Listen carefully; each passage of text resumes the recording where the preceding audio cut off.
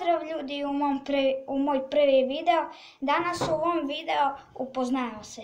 Ja se zovem Petar, poznati kao na YouTube Petrix.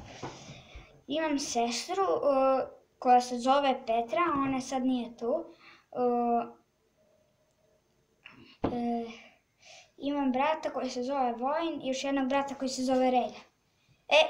Znači mi će sad tu da snimamo nedeljno po nekoliko videa. Naprimjer, ispravljamo ovo 24 sata negde, tako nešto dalje. I će kao nešto da snimamo, ću preurediti moj nov kanal. I oni će da snimaju nov kanal. Oni će imaju svoj nov kanal. Teo sam da vam kažem samo.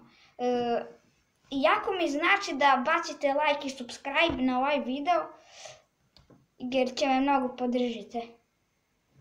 Pozdrav!